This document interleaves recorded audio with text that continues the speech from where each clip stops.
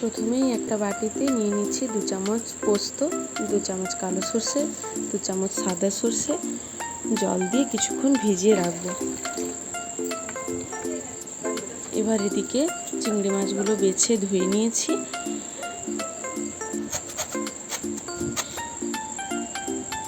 এবার বরকে বললাম যে ডাবটা কেটে দাও, তো সে কেটে দিয়েছে।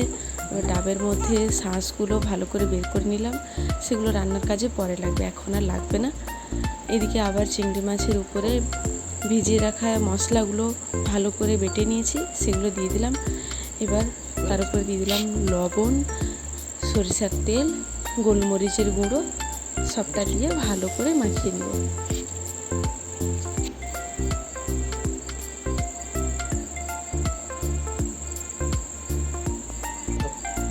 এবার দিয়ে দিব যে ডাবের শাঁসটা বের করে রেখেছিলাম তার পেস্ট, সেটা দিয়ে ভালো করে আবার মাখি। এবার নিয়ে নিচ্ছি কেটে রাখা ডাবটা, তার মধ্যে একে একে চিংড়ি মাছগুলো ভরে দেব। দিয়ে দিলাম সামান্য পরিমাণে ডাবের জল, 2টো চেরা কাঁচা লঙ্কা। এবার ডাবের মুখটা আটকে নেব, তার জন্য আটা মাখিয়ে রেখেছিলাম, সেটা প্রথমে দিয়ে দিয়েছি। এবার ডাবের মাথাটা দিয়ে ভালো করে আটকে নেব।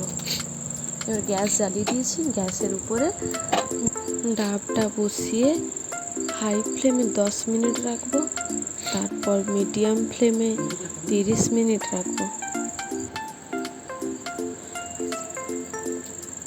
এবার রেডি আমাদের ডাব চিংড়ি। এবার একটা বাটিতে ঢেলে নেব।